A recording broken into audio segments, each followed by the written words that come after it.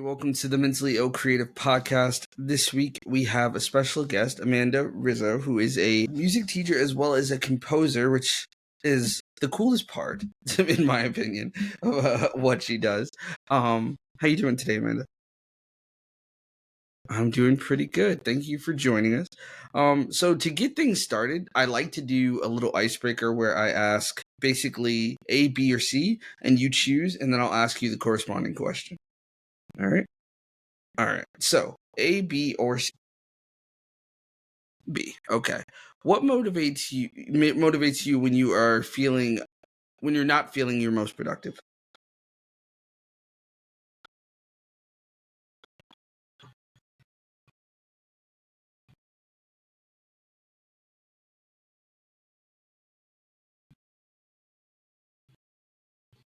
Mm.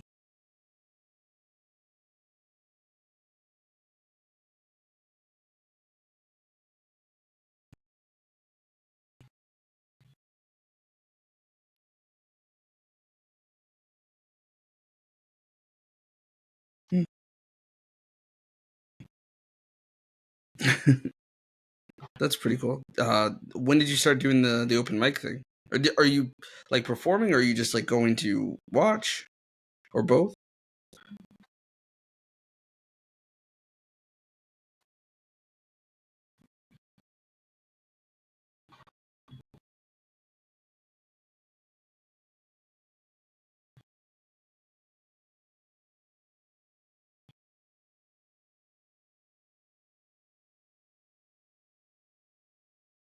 Mhm.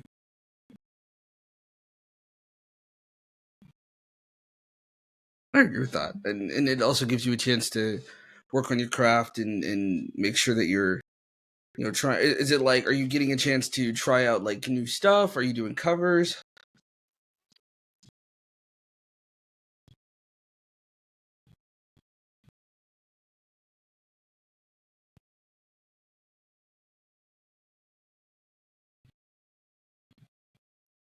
Wow.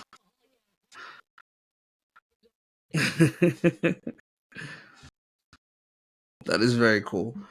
So you grew up in, where'd you grow up? Long Island. And that's where you've been all your life? Nice, nice. And so going back a little bit, going back in time, if you will, can you recall a pivotal moment when you realized that music composition was more than just a passion for you? Like, when did you realize that was like a true calling for you?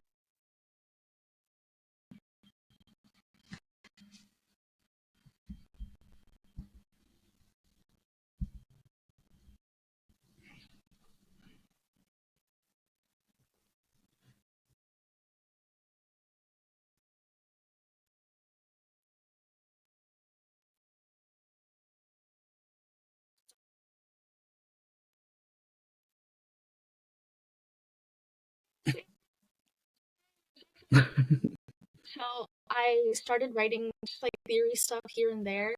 And then, yeah, outside of class, I just started writing more and more stuff. And then I was like, oh, this is actually really cool. And the more that I got to learn music theory, the more that I got to appreciate the stuff that we're already doing. So, yeah, thanks to my AP Music Theory class. So when you think about like, so I mean, at school, it was around your school age then. What did your parents think about like your journey with music and all of that? Have they been like really supportive of it? Or were they? They've been really supportive with like a bit concerned. They're like, listen, we want you to be happy, but also, can you make money somehow? And I'm like, I don't know. I hope so. Because they were kind of under the impression I was gonna do something like I was considering going to medical school, but honestly, I never really was into it. I was just like, oh, I guess I need a job, and I guess I can do that. But I was never really into it. And then it was weird because I really didn't know you had to audition for music school. So right before the deadline, I was like, oh shit, I need to like do this like today and like now. So I did it, and yeah, they were really surprised. They're like, oh, we thought you were doing something totally different. I'm like, yeah, me too. But So then they were supportive. They wanted you to obviously have a backup or find a way that's going to sustain that. But have you found there's been anyone that hasn't been incredibly supportive about it? Yeah, I would say some of my extended family members, like, obviously they care about me a lot, but they're Hmm. like, "Well, when are you gonna get a real job?" And I'm like, Hmm.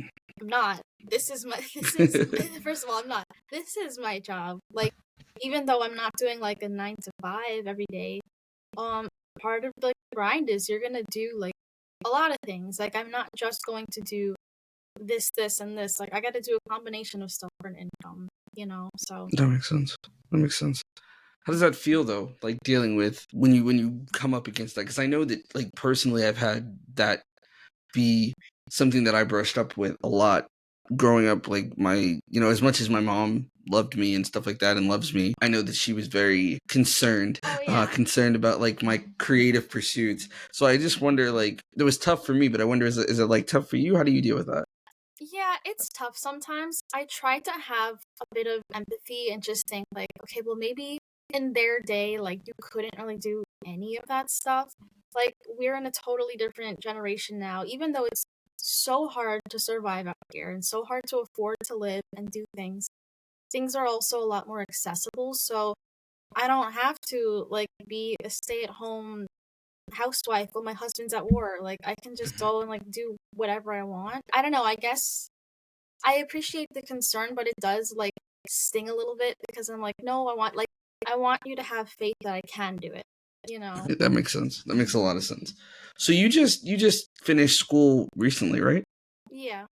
What was that? What was your college experience like? I've never went to college, so I've always wondered, like, what was it like for you? It was a very mixed bag. I'm really glad I did it. I learned so many things. On the educational side, it was like really good. I mean, I can't express enough how happy I am that I went to music school. Of course, there were some negatives. I learned to live on my own for the first time, and while that was really great towards the tail end, towards the beginning, it was so hard because I feel like I have no idea what I'm doing. I'm alone, and even though I'm in this place with all these people, I don't know how to make friends, and I'm away like 8 hours away from my house, and so it was just really weird. I was away from like all my family, my cat. I was like, oh no, Kitty's at home and he's sad and he misses me. So yeah, it was stuff like that. But it was also really good in aspects. I got to make a lot of friends, a lot of connections, people that I'm still friends with today. Hmm. And it was a bit of a mixed bag because I also had college during the pandemic. So Oh, okay. yeah, yeah. So 2018 and 2019 was fine. The beginning of 2020 was okay. I was set to have a really great semester. Like I had wrote this choral piece and I was gonna have it premiered and I was gonna do a reading with the symphony orchestra and I went home for spring break and I never came back to school. And it Oh was the man. worst. It was the worst. We got an email when I got home and I thought I misread it. I was like, "Oh, spring break is extended for like another week. Cool." And I went back and I'm like, "Wait, are we not coming back to school?" And all of my stuff was there. I luckily brought my laptop with me because if I didn't, I don't know what I would have done. But Oh man. I know I brought my laptop with me, but everything was there, like all my clothes and everything. I was like, okay, well, goodbye, violin. Guess you're in my dorm for who knows how long. So that was pretty rough, and the rest of that semester was awful. Oh my god, it was the absolute worst. I'm really glad I had the support of my professors because man, I just could not function. And like how do you even function like in a pandemic with For sure. music school? It doesn't work. So I started to do so of course my heart was crushed because I had a bunch of cool things lined up and it was like I don't know when if I'll ever do it again. But that's when I started getting into electronic music composition because I mean there was nothing else to do and I can't Right.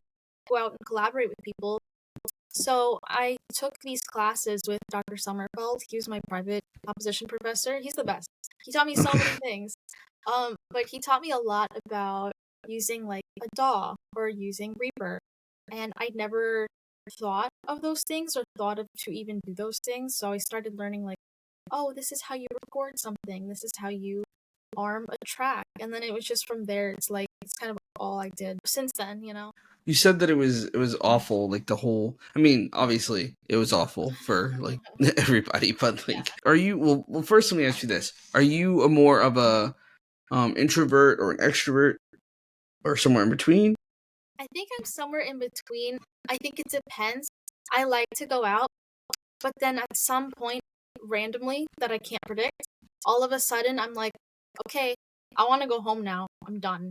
Like my Yeah. battery just dies. Like I'm like, I want to go out. I can't wait to see my friends, and we're gonna go out and do this and that. And then like a couple hours in, I just like, okay, guys, I'm going home now. I'm tired of Yeah. this. So I it get that. depends.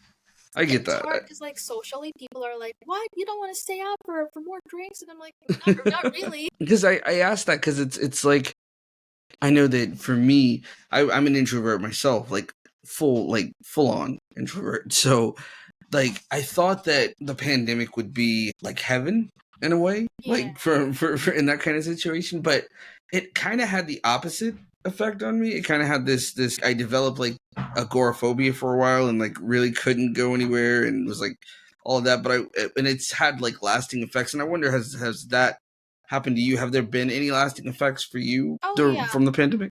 Oh for sure. I feel like not that I had a strong sense of social skills before, but since the pandemic, it's just like I just feel like, oh my god, I don't know how to socialize with people. I don't know, like my creativity took a massive hit, and I feel just like almost this sense of grief of like all these things that I could have been doing or wish that happened that just never happened or didn't happen. Yeah, I mean, I guess in a way it makes me appreciate those who are close to me because obviously at that time like you're just remote with everybody. You're not Mhm. seeing anyone. Um but there's like a part of me in the back of my head that's like what if we have something like this again? And I'm like, I don't know. Yeah, I Like get I that. think about That's that all the time. I'm like, who's to say like we're not gonna get like a COVID 2025? Like, you know. right. That makes sense. That's true, and I think about that too. I always wonder like what would happen if like the question I always have is like would we be better equipped to deal with it now now Most that we've gone through, at least I'd hope we would be, but like then again like I don't know, it's just it's a scary thought when you think about it. But a question I have, you being a musician and you collaboration being a big part of the process, what was that like getting to go back into collaborating with people after the pandemic? it was a mixed bag. It was interesting. I was really looking forward to it. But then like logistically, like in terms of like performing in choir, like obviously if you're singing, we're gonna have to wear masks and Right. we can only do like really, really small groups. So what we did is we had like 8 subgroups in our sub choirs, like those little groups. And we had to be like 20 feet apart in an auditorium, which was fine. Like for collaborating, I'm like, I have no idea what you're saying or what I'm listening to. I have no idea what's happening. And yeah, I guess it was good to be back on campus, but for the first semester that I was, all my classes were online. So I think there was maybe one that was in person, but for the most part, it was like, I'm only kind of here because I don't want to keep doing online at home. I might as well do it Mm. home upstate. So it was okay. But I was really glad to be back in like creative space. Mhm. We have like a little studio in our school that has like synthesizers and you can record in it. And I Oh, was cool. really looking forward to coming back to that because I don't have that at home. Like I don't have thousands of dollars of equipment just Right. to play, whatever. So I was Right. really looking forward to getting back to the facilities and just hearing people in person because it's like Mm. one thing to listen to music on Spotify and watch operas online. I think it was the be Yeah, careful, especially collaborative mediums. yeah. What was that like? So to hear that you guys had that kind of experience It was it's hard. interesting. It was hard, and like even with that, like we didn't do that for a couple semesters. Like the first semester, we were really strict about things. Like we got testing like every week, and we Mm. took so many precautions. And it was good to be back with my housemates, but it sucked because like I wanted to hang out with my friends, and I wanted to see my boyfriend at the time, and I'm like, well, we can't. Like we gotta stay home. It sucks. It was just all around. Just for me personally, it made it so hard to pay attention because Yeah, I I can see already that. had an 8 a.m. class and I was taking counterpoint, and I thought counterpoint was so interesting and so cool. But at 8 a.m. in my living room, not so much. Like I was like, okay, I had my camera off and I would like make breakfast in the background. I'm like, uh-huh, yeah, don't call on me, please. Yeah, I don't know. It was so hard to focus. So I feel like I wish I could have absorbed more. So I feel like I missed out on that. But That sucks. That really does. I mean, and I wondered, like, I was obviously done with school and all that stuff when COVID happened. But my nephew, he had to go to school, and there were a couple times where he had to come over here to our house to do stuff like the online stuff. And I remember watching it, like the class, and I was just like, if I was in school, I don't think I could have ever done that. Like, I would have been like, I would have turned on the PlayStation and just been like playing while like pretending I'm yeah, listening. Like, I just couldn't imagine being focused and having the discipline to do that, that's what especially at that happened. age. Especially with like some of the gen ed classes I took. Mhm. Like I could have sworn like in some of these classes, everybody had their camera off. Nobody said anything. I had the teacher once say like, "Hello, does anybody care?" And I'm like, "Oh, that sucks." No, but Oh. it's so hard. And then like part of the challenge also, towards the end of college, things got a lot better in terms of like going out and less needed for like mandating stuff. But when I had my junior voice recital, it was so disheartening because I was so looking forward to having all my friends and family there. Mhm. And part of the whole thing was you can't have an audience at all. The whole thing is going to be live streamed, and you get to be in the hall, the theater place, Yeah, but nobody can be there except for that you sucks. and the pianist. And it was so devastating because I was looking forward to it so much. I was just dreaming of like, oh, I can't wait to come out of the doors, and then everybody greets me, and then we all laugh, and I'm like, I come outside and it's like nothing, and I'm like, this sucks.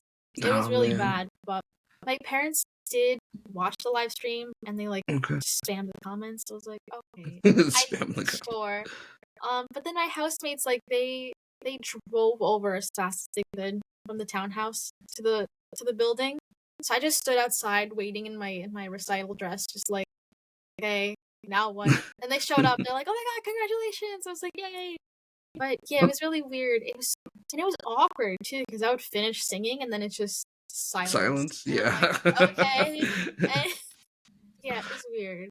Yeah, I Also, was thinking that. I was wondering if that's it's yeah. weird.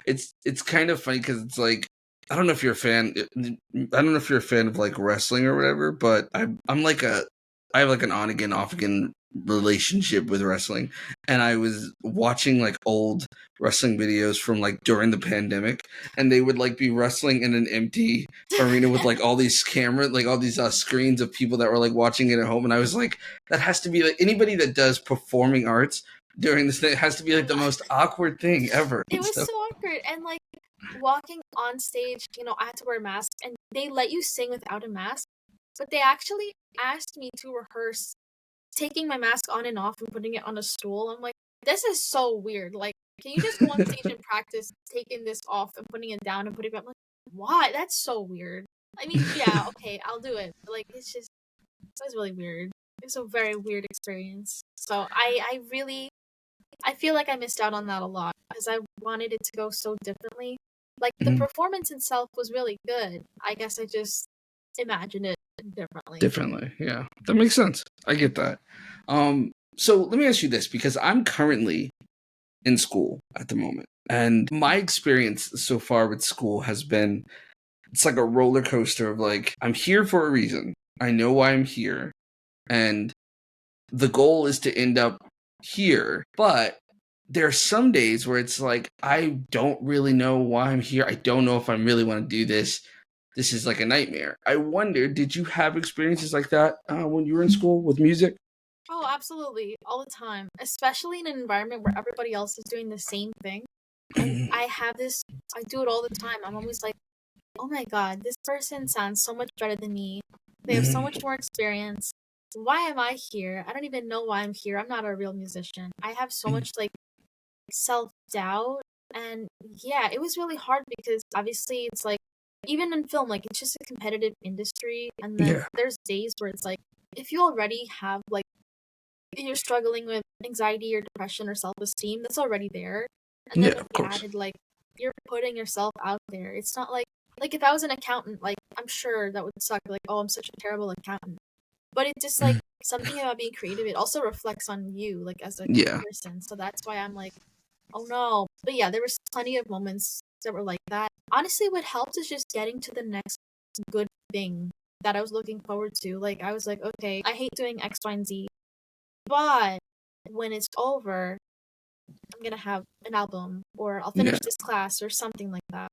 So, and that I makes wasn't sense. alone. There's like every single person in my composition studio felt the same way about everybody else. They're like, "Oh my god, why am I here? You're good." I'm like, "You too." So it was nice to know I'm not alone. I get that. I get that. That's how I've been feeling too with what I'm doing, because like I'm in business school, and like it's Mhm. like the first, like everybody, like when they put together our cohorts, it was like everybody on my team is like one dude did like has a best-selling book with T-Pain, and this other dude has like a startup that's been like three other companies, and I'm like, I've never started a business a day in my life, and I have no idea what I'm doing. I don't know why I'm here. You know what I mean? And Yeah, so it's like, but then you get that, like you said, you kind of get that idea of like, if I make it through this, I'll have this thing and I'll know how to do this stuff. And I think that's a good way of looking at it. I do find what you just said though very interesting when you talk about when versus like being an accountant or something that, like, or a lawyer or something like that, versus being an artist, and that level of like, if you do poorly at that thing, it's somehow a reflection, it's more of a reflection of you, or it feels yeah, like it's more of a reflection than you than it does if you're doing something more like you're a plumber or you're a, you know, like you said, an accountant. You can't, like, if the yeah. math is bad, the math is bad. You know what I mean? It's not like you're like scum of the earth because you know, miscalculated, but it's like, if you feel like when you do your, and I mean, maybe accountants feel that way, I don't know, Maybe maybe I don't like know. if Yeah, they screw up, maybe they beat themselves up about it, but I do feel like us as artists, we have a tendency to make it really feels like when we screw up or if we don't do well enough, it's like there's something wrong with us inherently. And maybe it's just, I feel like art comes from the soul. oh, So 100%. yeah, so maybe that's why. And so if it comes out bad, it's like there's something wrong with your soul, I think. Yeah, and especially if it's like, obviously not everybody's gonna like what you do. I Right. definitely get my fair share of like negative comments or criticism, and like that's just expected. Right. And it's easy for people to be like, well, just don't care what people think. I mean, like, I kind of have to in a way. Yeah. Like, I kind of have to. Like, I gotta care what some people think. But even those who like don't like what you do, it's sometimes it feels like a personal jab. Like if I show somebody something, I'm like, oh, I just did this really weird, insane project, and they're like, Yeah. what is that? And then I'm like, oh, and then I just feel like this kind of like crushing moment of like, oh no, like why? Yeah, what is that? Why is it so bad? And it's Yeah. hard. It's hard to not let people's opinions like influence you in a way. I So I try agree. to just remember like everybody's an artist. Like nobody's gonna like everything you do. Not Okay, everybody's gonna exactly. love you. So It's a subjective field. Like it yeah, really is. Like, but I know that doesn't necessarily make it feel any better, but it's just, and like I said, I really do think it's because art comes from, I feel like art comes from your soul. So it's like when somebody doesn't like it, it almost feels like they're saying your soul sucks. And it's yeah. like, It's as opposed to like if I built a house and the house, you know, wasn't as, you know, the person expected it to be, you know, it's like you may suck at being a contractor maybe, but you don't suck as a person. I didn't build this house from my soul. Like, you know what I mean? So mhm. I get that. I get how that could be. It's hard to not take it personally I when take it people don't personally. like your art. Yeah, no, it's hard. I take it personally all the time, and I try not to. I try not to. I'm like, well, I try to think like, maybe this person just hasn't listened to this kind of music yet. Because I Mhm. also used to think like, ugh, like what is this stuff? But I don't know. Yeah. I just started listening to it. I liked it. So when it comes to your mental health, right? How has it intertwined with your creative ventures, like your music and the things that you're doing? How has that become like an integral part? Has that become an integral part of your Oh yeah, art? like they're pretty much inseparable, to be honest, and in good and bad ways. So good in that, like sometimes if I'm going through like something or my heart's broken, like Mhm. I'm going through whatever things that I'm going through, I kind of sometimes I resort to like, well, I can at least write music about it and try to distract myself from my problems by writing a new piece or something like that, which is fine. I also write a lot of generally like my feelings or experiences, which are kind of cool in a way because it's like I can envision exactly what I want it to sound like and what I imagine. All I gotta do is figure out how to make it a realization.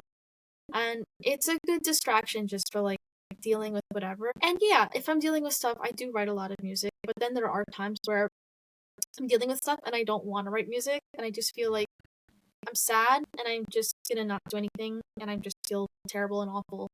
And Mhm. it's hard because then I don't want to do it after the more you don't do it, the more you don't want to do it. So Yeah. there's sometimes weeks where I'm just like, oh, I just don't want to do anything today. And then why would I want to do something the next day? Because I did nothing the day before. That During makes the sense. pandemic, I wrote a lot of music because I mean I had nothing to do.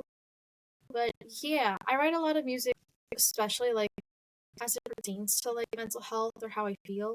Even if it's not like directly like lyrics, like I am very sad today, I'm so sad. Like just like a general like vibe, like but they're not all sad vibes. I mean, I think what part of the thing is too is like people think like sad is such like a terrible, awful experience, and I'm like, I mean, Yeah, it just is. It just is what it is. It's not you're not bad for for being sure. depressed. It is what it is. Right. I agree with that. I agree with that.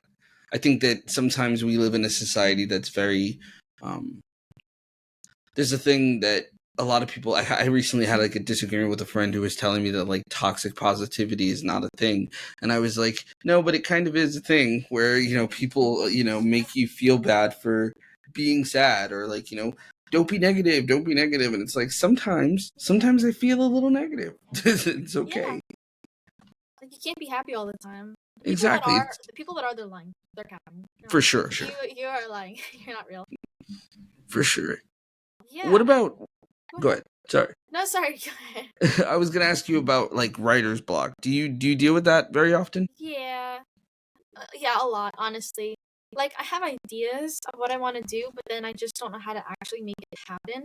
Mhm. And then it's frustrating because I've had pieces, like I'm working on a piece right now, like an orchestra piece, and I'm just like, oh my god, this is just not coming out the way that I sounded in my head. It's not what I want it to be, and it's really frustrating. And then the past couple of days, I'm like, you know what? I'm not even gonna open this program. I don't want to Mhm. look at it today. I don't want to deal with it today. It's gonna make me frustrated. So it's hard because then the more I avoid it, the less likely I am gonna actually go back to it.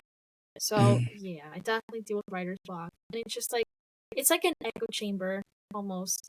Like the more I don't just try to push through it, the worse it gets.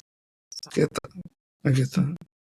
Do you have any like accountability people in your community that like push you to work on stuff even if you don't feel like it? yeah, like I have a good support system. Like one of my best friends, like we talk music all the time, and like he's really like he's really like blunt with me. He's like, Amanda, why are you sitting in your ass and not writing something about this? I'm like, I know, you're right. I should do that. That's a great idea. So it's nice because it's not like it would. I mean, like I get it, but if I had people in my life that are like, oh, that's okay. You don't have to write music today. I'm like, that would be awful. I don't. Yeah, for sure. Yeah, because I already tell myself that today. I don't need that. So Right. So you grant yourself grace, but you sometimes need people who are going to remind you that like get up, get it done. We gotta get this yeah, done. honestly, I just need someone to just like keep me in check, which it's like fine.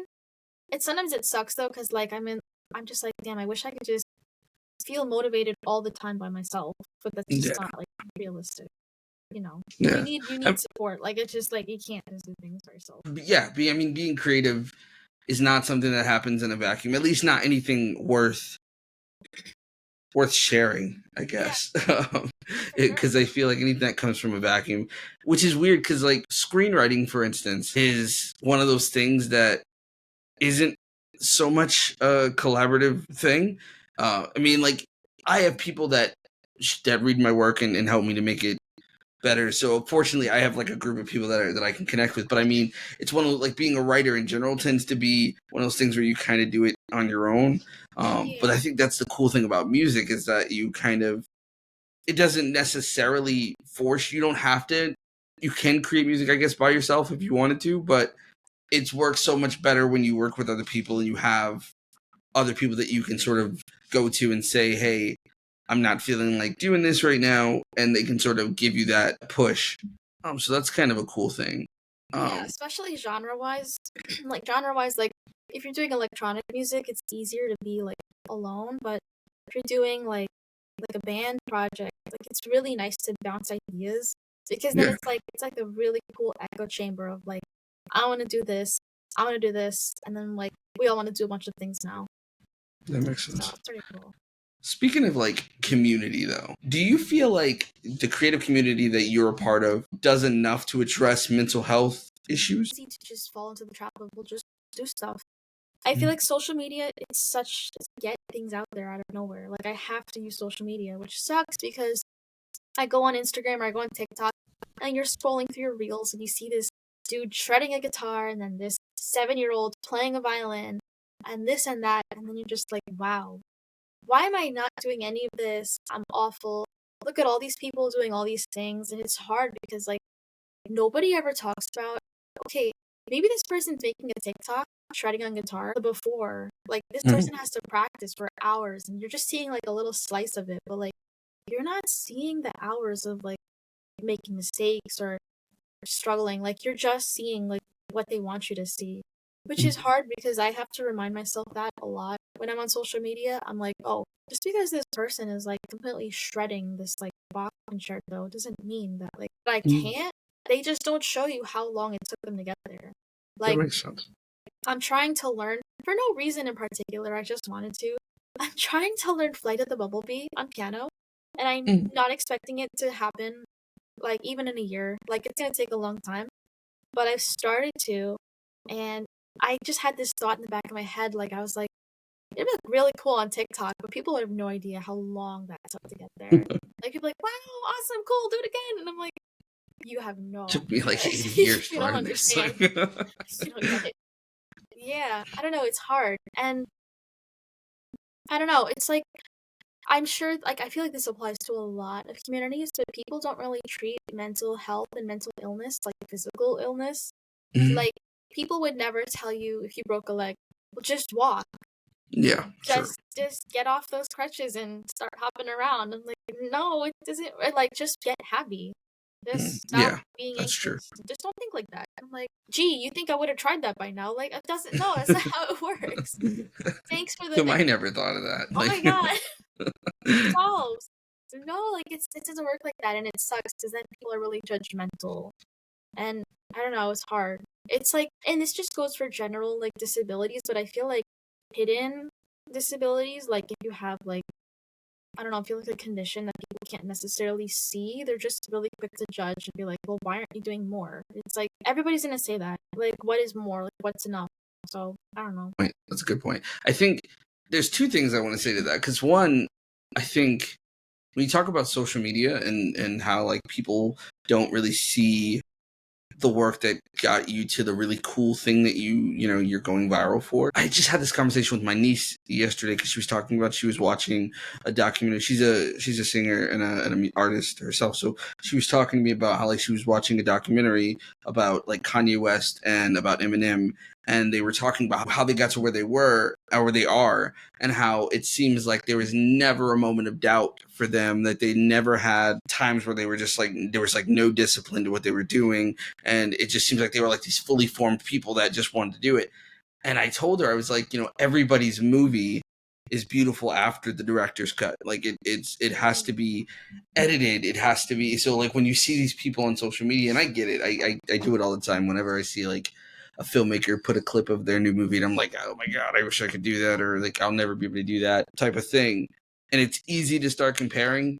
It's just, I think it's important to realize that, or remember that like everything on social media is curated and manufactured for the benefit of an audience. Oh yeah. And when you think about that, it's like that really, like you said, that really cool TikTok that's going viral is probably like the 89th take that before they actually got it. And there's some people, I've seen some artists that'll share like clips of them like screwing up and then finally getting it, which is, I always think is cool. I think that Oh yeah, I more like people those. should do that.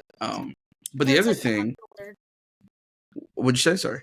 It's like when like beauty gurus do like, here's what makeup Yeah, looks like exactly. without the airbrush filter on. Like, yeah. Exactly. Which I think is so cool because I think I do really believe in leaning into authenticity and being I'm not a fully formed human being all the time, and sometimes I'm going to be, you know, sometimes I'm going to screw up, and that's something I think that everybody needs to be okay with saying, not only saying but showing. Not just some viral blog post that tells you that be authentic, but like really go out there and be authentic. I think is the thing. But I also wonder. I know you said that like nobody would tell a person who with a broken leg to just walk, and you acknowledge that like in the music community, mental health is not necessarily treated as empathetically as it probably should be.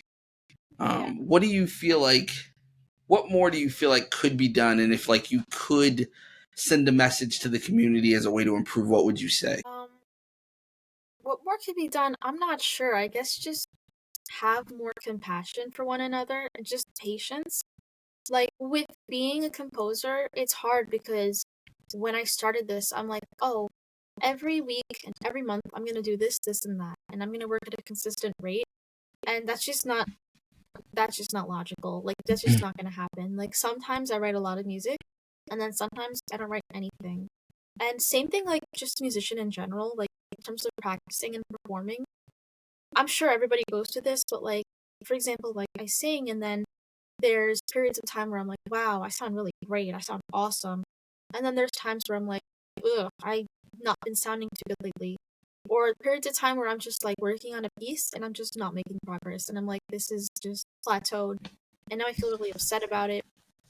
I don't know, I think people just need to realize like it's as much as people say this all the time, but it's not a linear journey at all with performing and practicing. I started doing gigs lately. I actually did something last night.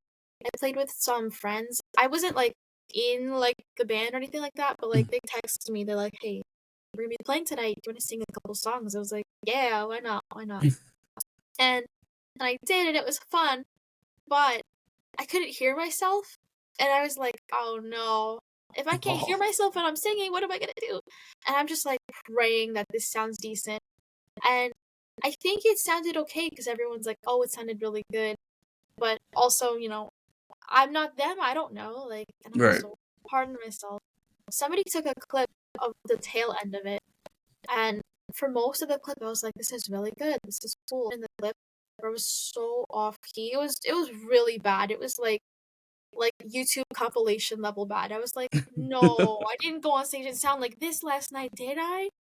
And I'm just like, I know. So I don't know. I guess just like have more compassion in a way.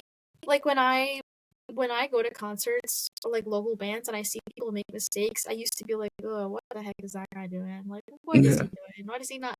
But now I'm just like, oh man, I get it. I get the struggle. I, Can you just get back on the key? Can you find the note again? That's all that really matters. So yeah, I get it. It's hard. It's hard out here. I agree. I agree with you. I think that's a great message to put out into the world in general. But I think specifically to your own community, yeah, having a little more compassion, I think is always. I think that's always the go-to solution. I think for anything. You're currently now, like I said, you're out of school, so you're doing you're a teacher as well as doing the music thing, transitioning to like full-time creative aspects of your career. That's a daunting thing to try to do. How do you balance pursuing your passion with managing more of the practical realities of your life? Um, at the moment, getting financial stability is pretty much the most important thing right now. I mean, like, I'm gonna get there when I get there. Every single person that I've talked to is like, oh, well, you're in your 20s. Of course you feel this way. And I'm like, of course I feel this way, but I don't know any other way. Like, it's like when I talk to people that are younger and I'm like, guys, it gets so much better after high school. You have no idea. And they're like, no, I don't have an idea. And I'm like, I know, but you will. So that's how I feel right now, like financially. But yeah, in terms of balancing stuff like that, um, I do put work first at the moment because I mean it pays the bills. So Right. when I come home from work, I do one of two things. I either kick back, relax, and kind of just don't do anything, which kind of sucks, or I try to do something. So Friday night after work, I went to open mic. Yesterday after work, I went to another gig. So I try to do things when I can, but it's not easy. Um, I just need to recharge So sometimes I just won't do anything, and like that's okay. And I have Yeah, to remember, like, it's always telling myself, like, it's okay to not do things. Like, for you sure. don't have to write music 24/7. It's just not gonna For happen. sure. I think that's a crazy myth that like artists and creatives or anybody like even like athletes and stuff like this idea that like you have to be the Kobe Bryant or the Michael Jordan of whatever it is you're doing, and the only way to do that is to be doing that thing all the time. Like you go to work, you go to school or whatever, you eat, and then you do then you practice, and then you go back to work and you do that, and then you practice. It's like you have no time to just kind of take care of yourself. And I think a big part of mental health is self-care. And so I think, yeah, it's okay to kind of just kick back and do nothing sometimes. I think that's actually important that you do nothing. I find that for me, creative ideas come to me more during those times where I'm doing nothing than when like I'm sitting at the desk like trying to make something happen. Does that happen for you? Yeah, for sure. If I have like a project or something, like something about pressure kind of helps me work. Every year I try to do, it's called the Indie Film Music Contest, and they give Mhm. you like a little film and they strip the music from it and they ask you to write something for it. You have a deadline. Something about having a deadline, I'm like, okay, yeah, let's do it, let's do it. But Nice. now that I'm out of college, I don't really have deadlines anymore. I mean, Gotcha. I do competitions here and there, but it's hard to just stay on my game. So Right. I'm either like really in the zone and I'm writing a bunch of stuff all at the same time all at once, or I'm just really like not doing much. But when I'm not doing much, I think it is easy to come up with creative ideas because I'm just like chilling in my bed and then I'm like, oh, I just had this idea for something. But if I Mm, don't feel like getting up and like fully fleshing it out, I'll just like write it down and I'll put it somewhere for later, and then later I can gotcha. pick it back up. So that's kind of what I do. That makes sense. Okay. Yeah. That seems like a reasonable way of handling things. Recently, I had this conversation uh, with my therapist actually about faith. Are you religious at all? Not really. Okay. Do you have a relationship with faith of any kind? I mean, my parents are religious. Gotcha. I guess I Gotcha. just they never like pushed it onto me, so I just never was religious. I mean, I get you. like not that I'm like there is nothing in the abyss and like no, not like that. I mean, like I do think things happen for a reason, right? Like the universe is wild, wacky, and fun. So like I'm not saying that there's nothingness, but Yeah. I'm just kind I, of like here. no, I get you. I'm the same way. Like I'm not. My mom was a Jehovah's Witness, so she was like super religious. She still is, and she's super religious. But I've never been that. But like the reason why I bring it up is because I was having this conversation about my inability to understand faith and blind faith to deities or whoever you choose to believe in, and I couldn't understand it. But then we were having a conversation about pursuing full time creative careers is the closest I think an artist that's not religious can get to understanding faith. Because the idea of like when you want to be like a doctor or a lawyer or whatever, there's a clear linear path to get there. To be like a professional musician or a professional filmmaker, there is no linear path to get there, and there's literally no guarantee that you'll ever get to that point. And but yet you still show up and you still make stuff and do stuff, even though there's a chance that you'll never get to the place you want to go. I feel like that's the closest one can get to understanding what faith is like. Like you just believe that it's going to go your way or that you're going to get to that place that you want to get to. And I find that interesting. I find that other artists who are pursuing full-time creative like careers, I wonder if they feel that sense of hope and faith in their inevitable success. Yeah, I definitely feel that. I sometimes I honestly I feel like, oh my gosh, like what if this is all for nothing? What if I'm just doing all this and then it leads nowhere and then 10 years down the line I need a job and it's not music. So I definitely feel that. I guess the main thing for me, I don't know if this sounds scary or risky, but I'm like, well, it has to work because Yeah, there is no plan B. yeah, It has to happen. So one way or another, and like if I give up, then what? Then I'm just like giving up, and then it is for nothing. So it's like For I sure. might as well try at the very least. But it is hard.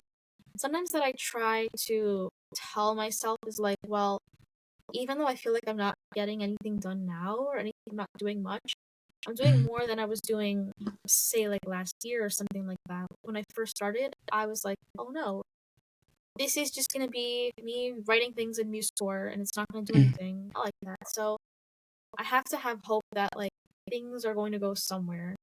And part of it too is like I also like really like niche things. So like I'm obviously like I'm into like modular synth and like weird like ambient electronic music, which is cool. But also the market for that is not huge. So I have to find a balance of like doing what I really, really want to do, but also doing things in a practical way where it's not like I'm gonna be starving for money or whatever. For sure. Like I don't want to like completely sell my soul and like there's nothing wrong with doing like girl on the ukulele and singing. I have a song out there like that. I think it's cool, but also it's not like where I want to be doing. Like I want to Right. do like I would love to do like weird niche things forever. Realistically, there's not many people out there that are looking for hiring like a theremin player. It's Right. but in like my little dream world, if that could happen, that would be great. So I'm just trying to find like a balance of like realistic, but still kind of like true to myself in a way. Yeah.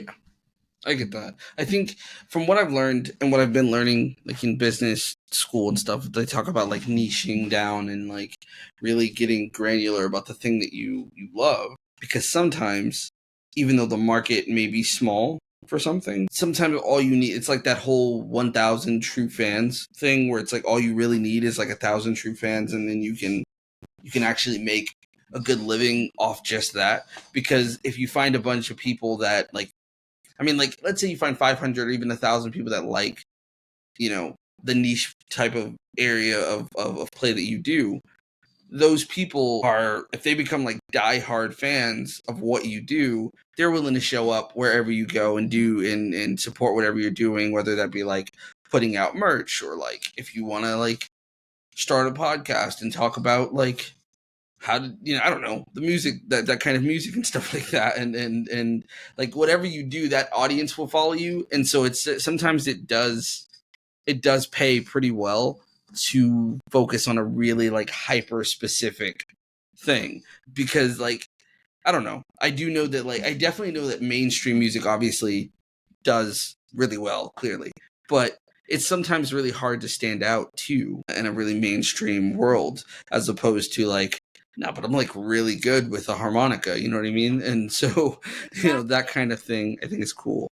Yeah, like again, like the whole like girl on a piano thing is so cool, but how many girls on a piano are there? Like how Yeah. much more can you really add?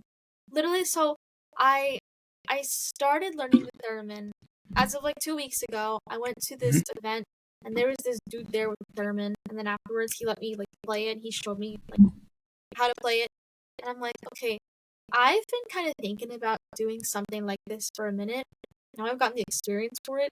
Literally this morning, so I don't work at Guitar Center, but I work for the corporation, so I get Mhm. really good discounts. And Nice. I saw this morning that I can get Theremin for like less than $300, and I'm like, Nice. all right, I guess I'm gonna do it now because I have to take advantage of this discount. I gotta do it. I have to buy it. So that's gonna be the move. Is I think I literally this morning I was like I woke up and I'm like, okay, I'm going to go order this later today. So Nice. so that's my plan is now. So I found out about the theremin not that long ago, actually, which is weird you say that because I found out about it in a silent movie. It was like a silent movie about a theremin, which is weird, but it was it was. And then I was like, "That's a really cool." And then my film mentor was talking to me about the theremin ones, and so then I went on like this random deep dive about them, and I was just like, "Oh, that's really cool." I don't know, like I don't play instruments. I don't like I'm not in the music thing, so I would never actually use one. But I was like, I don't know, maybe one day I'll make a movie and like have it like somewhere in the score. I don't know, but I just thought it was like really cool. it's such a cool instrument. It's really weird. I mean, obviously, I still don't understand the total mechanisms of it, but it definitely plays into the whole like, okay, like I like more ambient or experimental or noise, avant-garde. Like I really like those like kind of like weird styles of music. I really into Mhm. like modular synth, and this is a big like they kind of interlap in a way because it's still Moog, and you can Mhm. kind of connect them. But yeah, my parents like they like know I'm a musician, but they're also like, so do you just? I mean, I can play guitar. But Like not really. Like I could put a guitar through a modular synth and then play that if you want. My grandparents are always like, "Can you just play a nice tune on the piano?" I'm like, "Maybe I can." it's like Yes. it's not a true representation of your power. So I get it. Yeah, like I can do it. Um, like I want to do more performing. The place I went to last night, I actually talked to the owner. He's like, "You want to come back and like do something on a piano or something?" Which like honestly, like I'm down for. This is not to say that I don't like doing like piano or guitar. Like I do. Mhm. It's just like it's not my number one. It's like my number like 4 or 5, maybe Gotcha. 6, maybe. But yeah, I like to do programming. Modular synth is my number one. Gotcha. Okay. All right. So I want to get a little introspective with you. And so, is there something that you've always wished that you could share with someone but haven't been able to? And if so, what is that thing? Oh man, I gotta think for a second. Something I wish I could always share. Um, I don't know if this is gonna make sense, but I guess that I always think about things constantly or that person constantly. So, for example, if if I get involved with someone, sometimes I wish they knew. I'm like, I wish that they knew that I was thinking about them right now and wondering what are they eating for dinner, and then I'm like hyper analyzing. Did I say this weird thing? I don't know. I guess in a weird vague way, this happens a lot when I'm talking to people. Is I'll just kind of like speak my train of thought out loud. Mhm. And some people it's like fine, but then I get told a lot that I overshare. And I don't mean to do it. You know what? I would go with that. I hope people don't think I don't want to do it on purpose. I'm not trying to overshare to make people uncomfortable. Mhm. I just kind of like it just kind of happens and I'm like learning to get better at it. But I wish I could tell people like I apologize for the yapping. Sorry that I'm just like yapping right now, but it is what it is. And if you care, you care. But I You're doing do your job. feel bad sometimes because I know that like I can be a little intensive sometimes when I'm just like people will be like, "Oh, how's your day?" Like I know the social response is like, "Oh, it's good. How's yours?" If you're actually asking me how's my day, like how's your day, I'm like, okay, well today I woke up and then I felt this and then I did this and this and I'm like, okay, I didn't ask. Right. I get you. Didn't I ask. get that. Yeah. But I think that's okay. I don't know. I think that that's admirable. I admire people who are able to say what they feel without not so much without filter, but more just like they don't limit themselves to what's socially acceptable to say. You know, like I feel like communication amongst people is very often inauthentic because people are always holding stuff back because they don't want to be like you said, you don't want to overshare or you don't want to come off as like um that you're just a poor communicator or an over communicator.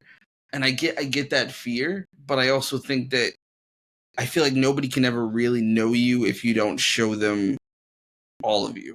Oh And yeah. if they like it, cool. But if they don't, then you're not really my people, you know? Yeah, exactly. Like the people that are in my life right now, like they get the full like unhinged like version of me. Like I'll say whatever and it's not like I'm worried about what they'll think or what they'll say. Like they're cool with it and like I feel like those are the best kinds of people, the best kinds of interactions. And Yeah. it's hard when I'm meeting new people or if I'm like trying to make a new friend or like if I'm getting involved with like a relationship or something and then people are not receptive to if you're oversharing or if you're not having all the right social cues. And then it's really easy to take it personally, which I do. Mhm. I'm like, oh no, this person thinks I'm weird and annoying and obnoxious, Mhm. which means that I am weird and annoying and obnoxious. And then Mhm. it just creates this like cycle of like, okay, well, next time I'm just not going to say anything ever again. Yeah. And then it's such a toxic cycle. So it's hard because like I am myself, but then I also care what people think. Yeah. And that makes me not want to be myself, and it's just like a weird like It's a weird cycle. it's a weird vicious cycle, yeah. And I guess I just wish people realized like it's okay to be a little unhinged. It's like fine and be I mean, okay. yeah, I think it's okay. It's okay to be yourself. That it's you should if that's who you are, that's who you are, and that's perfectly fine. And I get that. I get that. It's not like you're not going to be for everyone, and and that sucks too because I know I get like that too. As I said, I'm an introvert too. So but I also like I really hate small talk because I'm not good at it at all.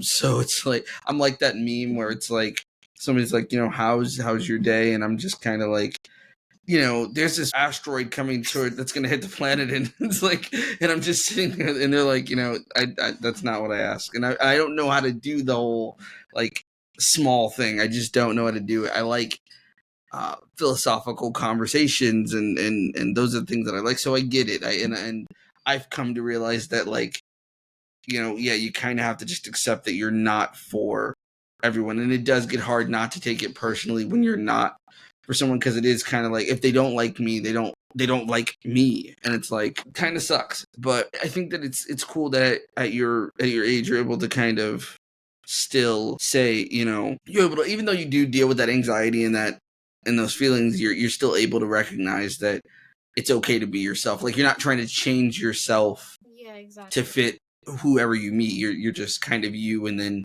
if it doesn't work out, it sucks. But like you're still gonna go forward and be you.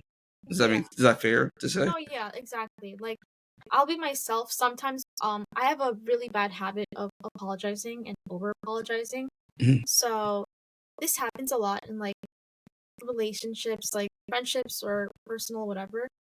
Um sorry, just as a internet connection. Yeah, it does that. It's Oh, fine. okay, I wasn't sure.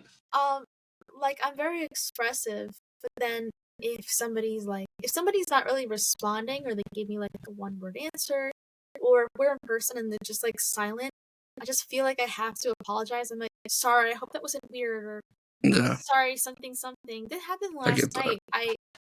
I had such a hard time finding parking for this place. Like I really could not find parking and I parked in this spot that I thought was a parking spot and I went inside and I asked one of the dudes, I was like, can I park here? Because there's like a line through it. And he's like, oh, I don't know. And I'm like, oh no.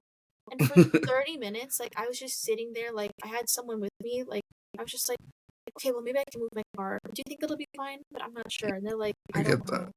And then the Yeah, whole time I'm just like squeaking about it. I moved my car. I put it to a different spot.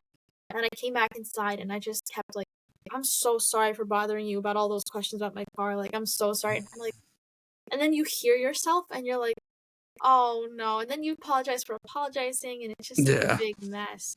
I get that. I get that a lot. Like that resonates with me a lot because I know how that is. That's all that anxiety. That's just the way you describe it. It makes me like it makes me think about like all the anxiety I have in certain situations like that because I'm like I feel like should I apologize for this and then should I stop apologizing like and then like you're talking to yourself and you're like stop, just shut up, and it just won't stop. So I get it. I get that completely. Yeah. That's crazy that but I mean it's normal. I think it is normal. I don't know if it's normal for everybody, but I think that like you're not alone is what I guess what I'm ultimately trying to say. Yeah. I guess it's hard because I don't have a lot of people in my life that are like that. Like I have Mm. people in my life that like don't have to over apologize. And then last night this dude was like, you're fine. And I'm like, but that's not what do you mean I'm fine? Like is that okay? Is that a good fine, bad fine? Like you're fine? Like what does that mean? And I just like I don't know. I feel like I always need more information. Like if I'm hanging out with a friend and we're just kind of sitting in silence for a moment, I just start going to all these like places of oh they're silent because they're bored and they don't want Mm. me here and I have to start talking about something and they're probably judging me and so it's just Mm. like it's Do you always have that problem when it comes to like text and like email? oh my god it's the worst. I'm such a bad texter. I'm such a bad emailer.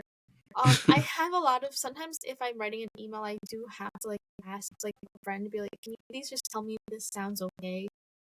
Even with texting, like texting gives me so much anxiety. Like if somebody says like, "Hey," I'm like, "Hey, do you want to hang out?" and they say, "Sure." I Yeah. just that I'm like, "Sure," as in yes, or like sure, like okay, or sure is like Mm. I wasn't going to. Like then it just gets to all these things, or even just like yes or no. I'm like, were you angry when you said this? Was this Yeah, I negative? get Like, that. what does this mean? I started sending voice memos to my friends, and they send voice memos because it's just easier That to like seems like a smart you way. can hear exactly what I'm trying to say when I'm trying to say it, so you don't so you get the context. There's no assumptions. Yeah, that makes sense. Yeah. I had that. My wife and I had that issue where like she'll say like when she'll text me and she'll text me okay, but like it'll just be like okay as opposed to like okay ay, and like whenever she does that, I'm always like are you mad at me? Like like why are you? And she's like no, it's just okay, and I'm like yeah, but like you usually say it this way, and it's so I get it. I get that. Like the over analyzing of everything. I've always thought it was like, for me, I always thought it was like, I'm a writer, so to me, words are very important, and the way that people say things matters.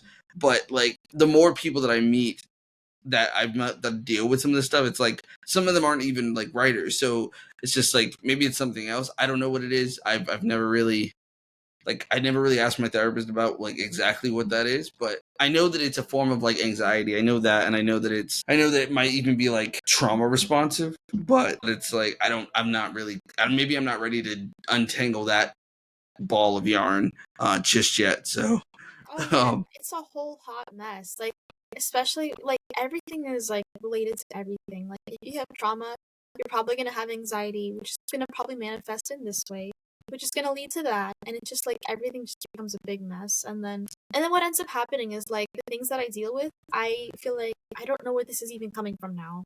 Because it could be coming from this, it could be coming from that. Maybe I'm anxious because I'm not getting enough attention because I didn't feel like I got attention when I was younger, or maybe I'm anxious because XYZ reason. But like, I don't know. I don't know. It's all just one giant mess. And then I just feel like I don't really know how to operate with people socially. And then it's a cycle because then I'm like, wow, this proves my point. Like, one of the big things that I struggle with because I have BPD is the fear of abandonment. And it's manifested in every single relationship, friendship, personal, like whatever, any type of interaction, it's always manifested somehow.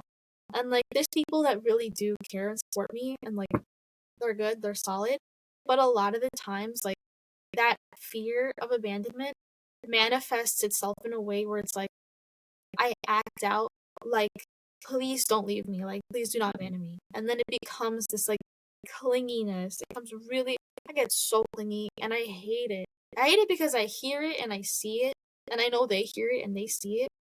And then I'm basically like, please don't leave me, like please don't do it.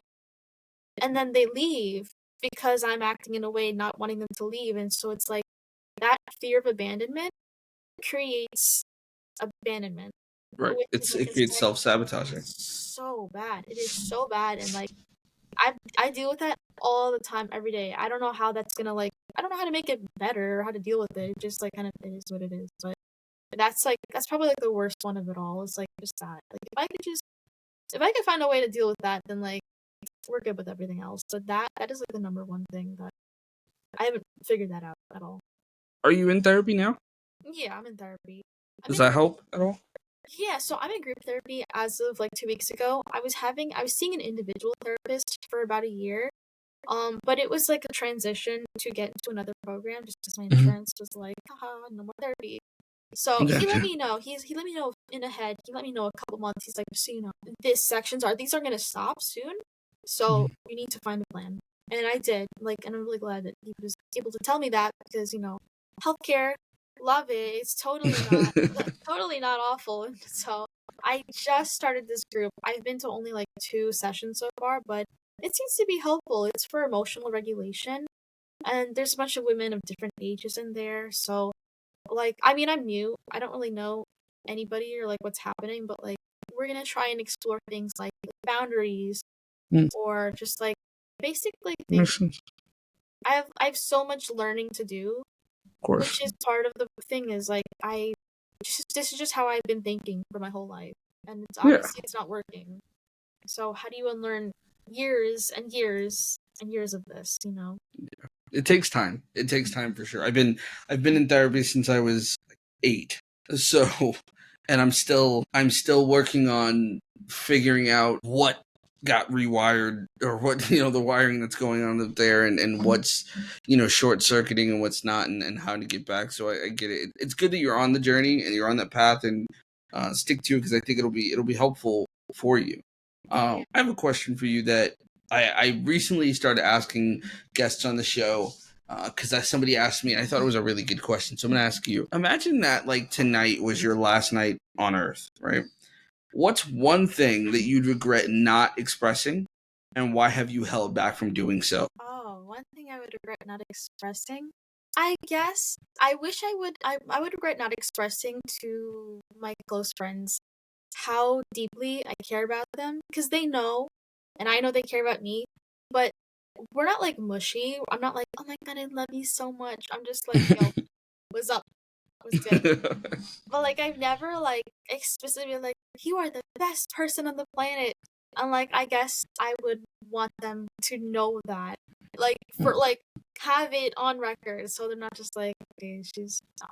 I guess I don't know, just like expressing how I feel for people in general. Because sometimes I hold back because then I'm like, I don't want them to get overwhelmed because that tends to happen. True. So I don't know, I guess just expressing like my real feelings for people wise, whatever, appreciation, just so like I do actually really appreciate you so much in real life. Even though like we goof off together and we act silly, like, stuff like that. And especially also people that I'm not even like involved in their lives anymore. Like people come and go, but like I don't stop caring about them. Like I had a friendship end semi recently, and it was really hard. We were best friends, and like there was a whole situation that happened, and we just decided for our sake, like we needed to stop being friends because our mental health was being impacted by one another, and it sucks because he's not a bad person. But we're just not good for each other, and like I guess like stuff like that. I was like, I would want him to know that I care, or just general things like that. Even people that are not here anymore. Like I had a friend passed away in college, and yeah, thanks. And unfortunately, it was like a really traumatic experience. But what happened at the end, we had like some like girl drama. It's like whatever, like just like girl drama. Like it was just like nothing. Like we were just like beefing, so we weren't talking to each other. We were being like kind of like petty, like not really going on. And then she just suddenly died, and I'm like, oh my god, like this is a horrible way to end this friendship. And I think about it all the time, and now I'm like, I don't want friendships or things to end like that anymore. So So I'm going to ask you some of the, as we, like, wrap the show up. I'm going to ask you some of the rapid fire usual questions that I ask everybody. okay. So, what's one lesson that you had to learn the hard way that you'd like to share with our listeners? One lesson I had to learn the hard way. Stop focusing on other people so much and just worry about yourself. Honestly, literally. Okay. The amount of times that I've like if I want to get someone's attention or something like that, I'm like, I'm gonna go hang out with this person and stay out late and blah blah blah. When in my head, I'm like, I want to be home writing music. I literally neglected writing music because I wanted to hang out with people, but I just wanted to be accepted. All right. Yeah. That makes sense. What's one topic or passion that you're deeply, deeply passionate about right now, and you just can't help but talk about it? Modular synthesis. Like, wait, I mean, like philosophically or like in life in general? Either or. Modular synth and doing like weird music. Just having an open mind to more things and like pushing the boundaries of music. Okay. What is a gift that someone could give you that would mean the absolute world to you? Besides several $1,000,000, um, the gift of sticking through it with me and giving me grace. Because I understand that it's hard to be friends with people that have mental health issues. I feel like everybody wants to say, I support people with mental illness. until they show signs of mental Right. illness. So Of course. having somebody that sticks by, which I do, but like just that's like really important to me. Just like have grace, even if it's too much, just boundaries, grace, all that. Okay. And reflecting on like your lowest moment, like when things were like the absolute worst for you, what's the one piece of advice that you right now would offer that younger version of yourself? Just get through the next day. Just get like literally just take it day by day. Like that's exactly what I did. I people just told me like you need to stop worrying about this week and the next and oh my god, what about work tomorrow? Because I needed to take time off work. Just no, today your goal is you're gonna get home, you're gonna eat breakfast, you're gonna take a shower, you're gonna do this. Just literally just get through the next day. That's it. That's all you gotta do. Okay. That's an awesome message. So, as we get ready to get out of here, where can people find your music so that they can listen to you? People can find my music on all streaming platforms. But particularly, yeah, Spotify, Apple Music. My artist name. So I made it my last name with an X instead of an I. People ask how to pronounce it, and I'm like, I don't know, Rixo, I guess. But you can spell it. You spell it RXZZO, like Okay. RX prescription, and then two Z's and an O. RXZO. Okay. Music. So you can follow me. I'm all over the place. Hopefully, I do more stuff soon. I released a single like I think last Sunday. So yeah, Nice. and it's about mental health too, which is super cool. Okay. I'm gonna have to check it out. I'm going to have to check it out. All right. Well, Amanda, thank you so much for joining us. As always, it's always fun to talk to you. You're always so lively, and I enjoy talking to you. So, Thank you. Yeah, this was really fun. Awesome. I will definitely have to have you back on in the future because I'd like to have guests come back. You're the second guest of the second season. I told you were the first on video, but then I ended up using an old video that I had for the first episode. So sorry about that. You're the second guest on video. That's cool. It's still cool though. Yeah. So yeah, I would definitely like to have you back, and we'll talk soon. But again, thank you so much for coming on. Yeah, thank you for having me.